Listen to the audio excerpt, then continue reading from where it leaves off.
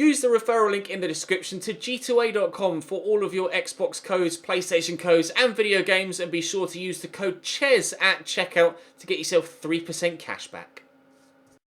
Hey guys, welcome to episode number 13 of the Newcastle career mode here on FIFA 19. In the last one I asked you which of the players on my shortlist you would like me to approach on a pre-contract. We have a number of players on the shortlist and a number that I would very much be interested in signing. Now, there was mixed feedback with regards to a couple of players and a couple of positions. The most overwhelming feedback, though, was that Brahimi was perhaps slightly too high rated for us at this stage of our time here at Newcastle. We are battling relegation, and at 85 rated, he's perhaps slightly too good to consider a move to Newcastle right now. He has been linked in real life a little bit, but there's a reason that he still hasn't joined Newcastle, and it's because they're not good enough. So I think I shall take on that advice and we'll remove him from the shortlist. Someone quite rightly pointed out something that I'd forgotten, in that you have to be 23 or 24 years of age to be able to sign a pre-contract. 23 evidently, because Strakosha's 23. So you have to be at least 23 years of age to sign a pre-contract deal, which is why we weren't able to approach a couple of players on our list, including Ellis from MLS. So not sure what to do with players in that role, but I think I'm going to go with Eduardo Salvio. He seemed to be popular enough with you guys. So I think Eduardo Salvio is someone we're definitely going to bring in on the right-hand side of midfield. So we will be moving on Jacob Murphy. Matt Ritchie's starting to be questionable with regards to his future at the club as well. So I'm going to try and sign Eduardo Salvio. Now, the other two positions that we were mainly looking at were centre-back and centre-mid. Eduardo Salvio will be an important player for me, so I shall offer him that. He wants crucial. I'm quite happy to give him that. He will be starting every week for me. So, a 3-year contract. I mean, if I can get him to sign a longer one, that would be great. If we can settle on 4, then that would be superb. But yeah, the other two options we were looking at, or the two positions we were looking at, were centre-mid and centre-back. Now, we've had an offer in for Kieran Clark, and I'm looking to sell him. I will also be looking to sell Leun next summer, and also Federico Fernandez next summer. So Diego Reyes was genuinely an option, and he seemed to be quite a popular option with you guys as well. I'll offer £35,000 a week here and an £800,000 signing on fee, and we'll see if he'll accept that. And they want £44,000 a week. Okay, that's a significant jump from what he's currently on. Would you accept 38.5 plus the current bonuses? 40.5. All right, he's taken a big drop there. I'll meet you halfway. So I think I'm going to go for Diego Reyes with regards to the centre-back role, because I know I'm going to sell on a couple of centre-mids next summer. Now, the centre-mid role, so we're going to sign Diego Reyes centre-back, and then the centre-mid role, I'm still very much unsure. Almiron was quite popular with you guys with regards a potential cam role, or play, alternating in that centre-forward role, where at the minute Iosi Perez plays. But I'd rather an out-and-out centre-mid rather than someone to go at cam/centre-forward at this stage, considering we still have 4 strikers at the club. And I think that's someone we could look to buy in the summer rather than sign on a pre now. There are a few people saying that actually Aaron Ramsey isn't too far out of the realms of possibility. Of course, Jack Wilshere went to West Ham after he left Arsenal in real life. Unai Emery has said that Ramsey's future at Arsenal is uncertain. And I think Ramsey, he would be a marquee signing for us and a wonderful signing. I'm just not entirely sure that it's within the realms of possibility, but it is certainly an option, a potential option. He is good enough. Clearly, he's good enough for us, but whether we're good enough for him is at the minute questionable. But I think we could genuinely look to approach Aaron Ramsey and find that within the realms of possibility of actually being a genuine signing we could make. I think goalkeeper-wise, we're going to remove Strakosha and Areola. The general consensus was that we should stick with Dubravka and Freddie Woodman. And at centre-back, as I say, Diego Reyes is someone I think I'm going to go for. And we, of course, have 5 current centre-backs, but 2 I'm looking to move on. And I may even have 6 current centre-backs and 3 I'm looking to move on. So I'll offer him a rotation role initially and we'll see what they want. They want important, that's fine. So if we are able to get this deal done, then that would mean that we certainly won't need any centre-backs next year. We will have all of the centre-backs that we are after. Now, hopefully he'll give me an idea of what he wants wage-wise. And he hasn't. So I'm going to have to... He's on 48. I'll offer him 45. He might be willing to take a wage cut to come here. And £1 million signing on fee. He might just walk away and say that's not... Okay, fine. Done. Diego Reyes and Eduardo Salvio will be joining us next season. So today we have Cardiff in the league and Chelsea away from home in the league as well. We've beaten Cardiff twice already this year. Can't remember what our scoreline was against Chelsea the first time we played them in the league this season.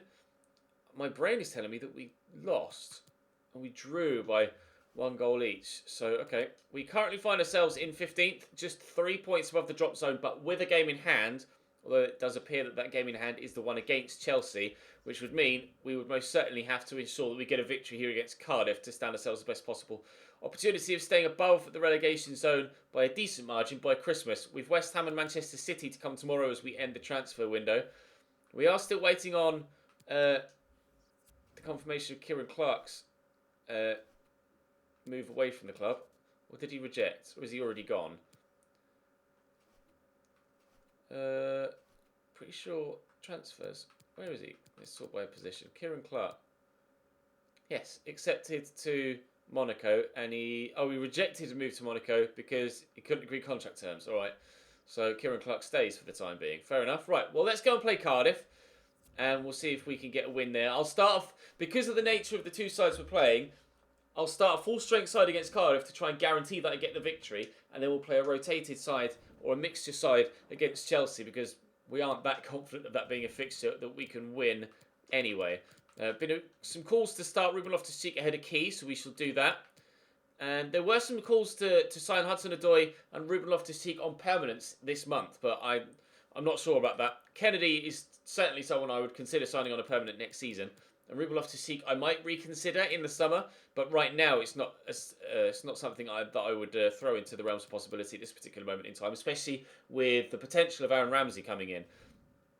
Although I'm not sure how much money I've got left at my disposal actually, but we'll go and play Cardiff and then we shall regroup after that and see what's what. Drop the video a like if you enjoy, subscribe to the channel too to make sure you don't miss out on any more, and let's jump in.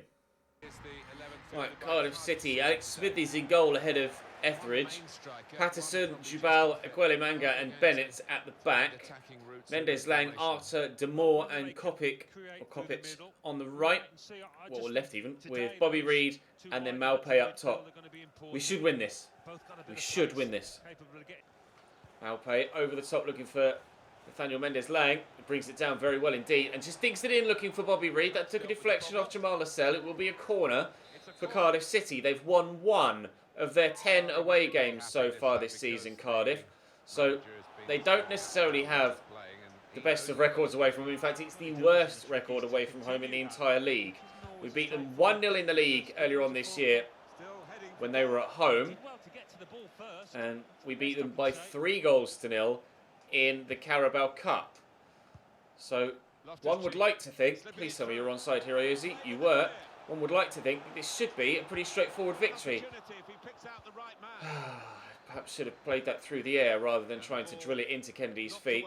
Kennedy's done well to win that header, but Maximilian Philip can't get to it. That was a really good opportunity to give myself a 1-0 lead there, and I should have taken it. I just chose the wrong pass option to play the ball into Kennedy. I have been making a few mistakes defensively recently, and it has cost me a number of points.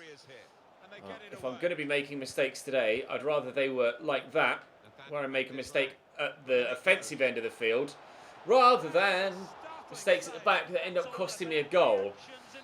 Dubravka only just able to react to that. Harry Arter with the corner here after 25 minutes. Cardiff playing as well as me so far. Neither side really playing better than the other at this stage. But we shall keep our confidence levels high and keep our concentration levels up, and hopefully eventually get ourselves in front. Jose Perez round to Matt Ritchie. Now could be the opportunity. You can see Maximilian Philip started to make a move. Now this time I will play it through the air looking for Kennedy, but it's a poor cross from Matt Ritchie on his right foot. We're getting there, but we haven't done enough yet. Bennett down the line. Yedlin in a foot race with Kopic here. one that the American will win. Quickly around the corner there to Ruben Loftus-Cheek, and around the corner again there to Shelvey. We use the left back first, and then Kennedy can get in behind. That's a lovely ball by Philip Max. Kennedy on his left. Oh, it's a very dangerous ball in, but it's one that's cleared away by the defender. A few of you in the comment section been telling me to make more use of Philip Max's crossing ability, which is certainly something I would like to do. I am probably going to have an alteration of his tactics and ask him to go for the overlap. Ruben Loftus-Cheek on the overlap from midfield here. Back there to Jonjo Shelvey. There's Ritchie. Get it on his left. Find some space. He just did some off the ball dropping of the shoulder there when I asked him to do a finesse shot. That's annoying. Oh, and in fact, so annoying that it takes us all the way to half time. If he'd have shot there, I might have scored a goal. He just went, and that was it. Here's Malpay. And then to Kopic. He's dropped the shoulder on me well. Bobby Reed tackled. Fabian Schär will get rid of it. Stick this into the middle looking for Shelvey and then knock it forward to Ruben Loftus-Cheek. Ozzy Perez started to make a move there. Someone who certainly has made a move is Kennedy on this left-hand side. He has been very good for me this season. I'm very impressed with him. Pull that back there to Ozzy Perez, knock it across, and RLC's shot is blocked by Bennett. Corner to come in. Ritchie delivers. It's decent. Perez is up, but it's not going to drop for him.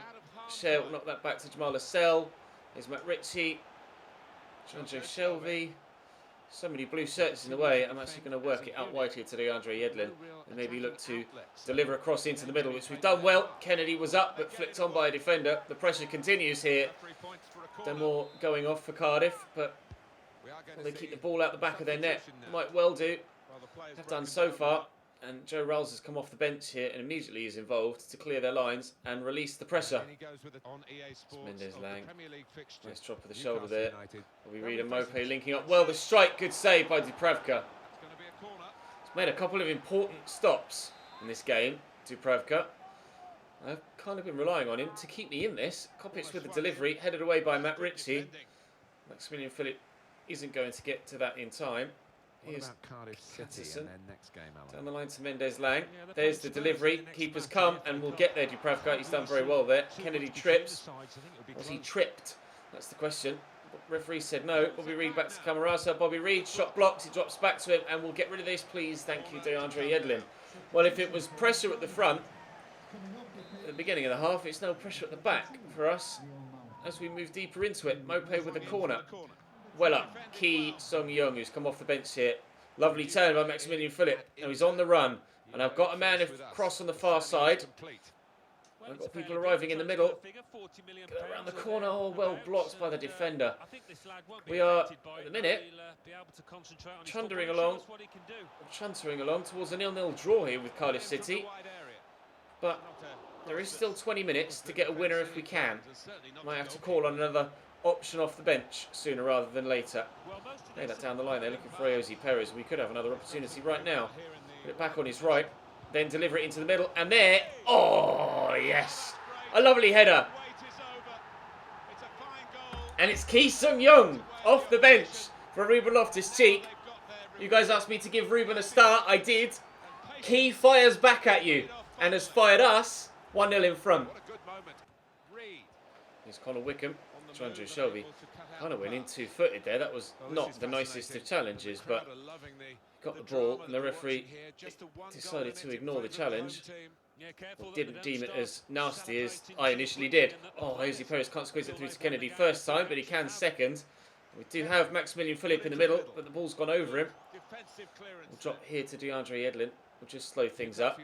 We have the 1-0 lead. We don't want to give ourselves the option of losing it by getting caught on the counter-attack here, so I don't want to do anything too risky. Somehow, Rawls has gotten a toe to that. Patterson out here to Mendes Lang. There's 4 minutes to go, and it does look like it's going to be back-to-back wins against Cardiff City for us this season. A 1-0 win, a 3-0 win, followed by a secondary 1-0 win in the league. We are yet to concede a goal to Cardiff City in this series. At the end of this season, we might never play Cardiff City again, at least not in the league. Oh, it's poor from Shelvey looking for Maximilian Philip around the corner, but that should be game. Referee, do them a favour. 3 points Only just managed to get it, but get it we did, and we needed them. And, well, that sums up Cardiff City stay. Save to Pravka, save to Pravka, save to Pravka. Very, very important for me in this game, but we scraped a 1-0 win, and we'll head into the game against Chelsea with less pressure on our shoulders. Chelsea's starting lineup: Kepa Arrizabalaga in goal for them. Azpilicueta, David Luiz, Christensen and Emerson as the back four. Fabregas, Kovacic and Kante in the midfield, with Willian, Icardi and Azar up top. That's pretty much a full-strength starting lineup, other than Marcos Alonso at left-back. Wish me luck. Icardi, Kante. On the edge of my box here, Chelsea. DeAndre Edlin steps in nicely, actually. Jose Perez into our match winner against Cardiff, Ki Sung-young. Out to Hudson-Odoi. Dwight Gale was in the middle in a good position, but he just halted his run. There's some space at the back post here for Jacob Murphy, but his chest control was pretty much non-existent. It's not the first time I've caught Chelsea on the counter so far in this game. That might be our best bet of getting something from this fixture.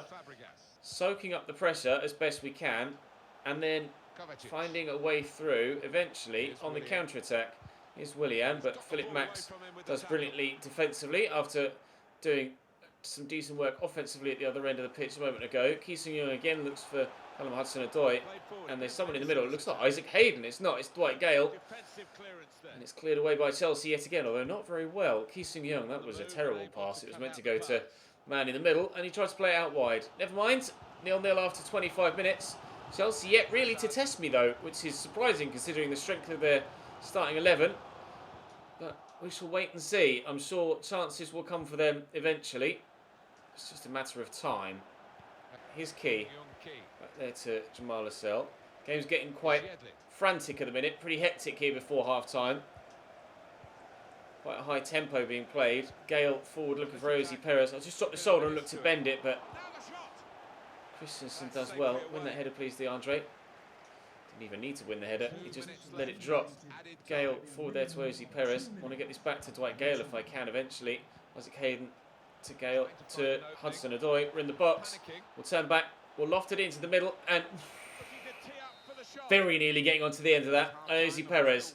Unfortunately not. 0-0 at the break. Max. Hudson-Odoi. We'll get there to Jose Perez. Back to Key, given away. David Luiz to Willian. Rather typically of a game against Chelsea on career mode.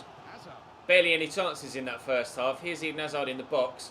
Probably about to score with Chelsea's first of the game. No, blocked by the defender and wide. But it happens almost every single time I play against just Chelsea. There's barely any chances in the game. They will have the lion's share of possession and not do anything with it.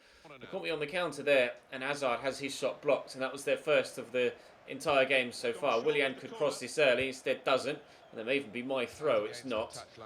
Let me know in the comments, do you guys have, maybe not necessarily just Chelsea, but like one team that never really, like especially a big side, that never really seems to do anything against you?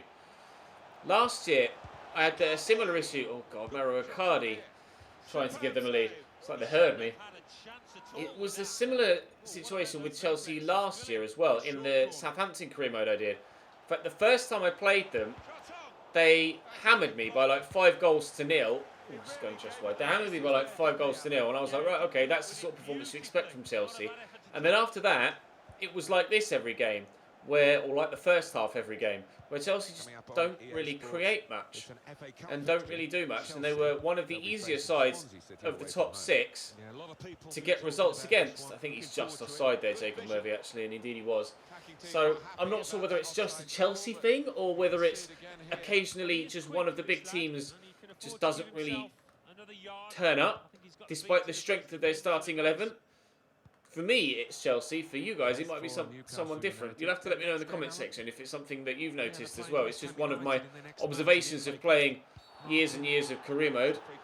Tackle from Key there that we'll see him pick up a yellow card. We'll see if Chelsea can do anything from this particular set piece. Emerson going off and a substitute coming on. Not sure who it was. Hazard whips it in. It's Ezekiel Garay. It's come on at left back, no less. Lack of pace there. We might be able to utilise that to our advantage. Hudson-Odoi in here to Gale. Through to Ozzy Perez, who's on the side. And it's Ezekiel Garay that's trying to close me down. Ozzy Perez is in. And we lead at Stamford Bridge. On the counter-attack in the first half was how we said we might break them down. And as it happens, in the second, that's exactly what's happened. Ozzy Perez gives us a 1-0 lead away from home against Chelsea. I wasn't sure whether we'd do anything against them in this game. So I tried my best to get the 3 points against Cardiff, which we were successful in doing. And we may well have just done the same here against Chelsea too. 22 minutes to go. Fabregas. Drop of the shoulder. In there to Willian. Chelsea coming forward now. Will that goal signal a change of impetus from them? Willian's left-footed effort flies wide of the target, and Dubravka wasn't really troubled by that.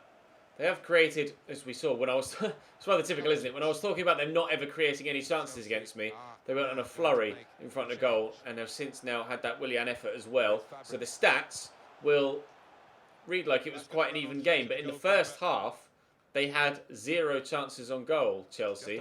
So I think that is going to be their undoing, really. Their lack of creativity in the first half has left me in a position where just one counter-attack in the second has potentially led to us winning the game against them. Although, speaking of counter-attacks, they could be on one here, but no, Leyoun has done brilliantly there. Gale will go one way, then the other, and Isaac Hayden will get this all through. They go looking for Jacob Murphy, who can't quite get there. 10 minutes to go. Oh, Willian, you've got to do better than that, mate.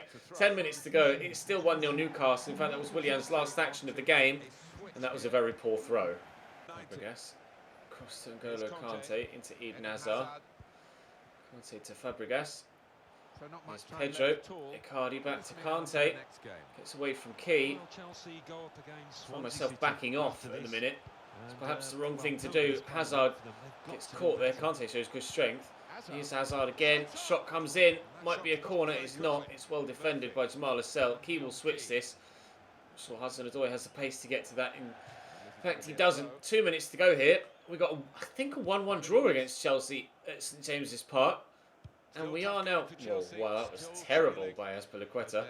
We are almost certainly now going to get all 3 points here against them in the second fixture of the season against the boys in blue. Unexpected, to say the least. That was a poor pass. Very unexpected, to be completely honest. But the way that Chelsea have played hasn't really warranted anything more than a defeat. They had that one flurry of chances on goal, and then a couple of snapshots that haven't really caused me any problems. Just kind of boosted their overall match stats, but nothing really too dangerous. And as Dubravka brings that down, he'll kick it out, and the referee should blow his whistle for full time. Hopefully. Thank you. So 2 wins in today's episode. 2 1-0 wins in today's episode. Very pleased to have done exactly that. As it happens, it looks like Chelsea have bossed that game, but we know for a fact that they didn't. They just had that one small spell of pressure, and other than that, weren't very dangerous at all. With very good value for that 1-0 win. Very good value for that 1-0 win. With West Ham United coming up next, getting some more scout reports back on players that we've since removed from the shortlist. Muto wants to potentially play, and to be fair, he will play in this next game against West Ham in the FA Cup on the 26th of January 2019.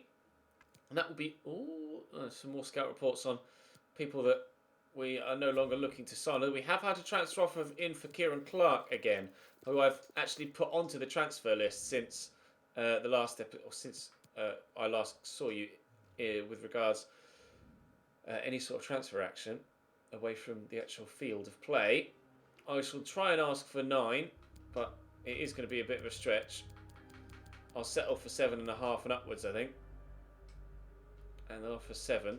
Okay, will you meet me halfway at 8, perhaps? That would be very kind of you, please. Thank you. Cheers, West Ham. Now, what I'm tempted to do is use that money from the Kieran Clark deal to buy a youth scout, actually, because I had a quick look at the board. I finally get there. I had a look at the board expectations. Youth development, we've only signed 1 of the 3 players we need to, or potentially 2, if I sign someone in a midfield position that has potential of higher than players in that current position. So I do need to sign a youth player at some point this season to ensure that we meet that expectation. My Current manager rating is only 73. Financially, we're certainly not going to do the wage one, and we're certainly not going to do the unspent funds one either. We will get the Premier League table finish, I hope. The round of 32 in the FA Cup might well become the round of 16 tomorrow. We will find out if we're going to get a tick in that box in tomorrow's episode. We're certainly not going to get Europa League football this season, but maybe next year, and there's nothing in the Continental. So I think we're having a decent season, all things considered, at Newcastle United. I've barely any money left, although there is some there for potentially one more pre-contract signing, although I'm not sure if I'm actually going to make one. But it's West Ham United next for us. But the league table looks like this. We are 11th. Still only 6 points above the drop zone, though. Still only 6 points above the drop zone and 7 points off the Europa League spot. So whilst we find ourselves in a lofty top of the bottom half position, we're still not far from the relegation zone whatsoever. Cardiff look doomed. Southampton similarly so. But it's going to be a big fight. In fact, only 2 points separate 13th from 18th. It's going to go all the way to the end of the season. 15 league games to go. Hopefully a few cup games in there as well. One of which will be tomorrow. Drop the video a like if you enjoyed. Subscribe to the channel too to make sure you don't miss out on any more content. And I'll see you next time.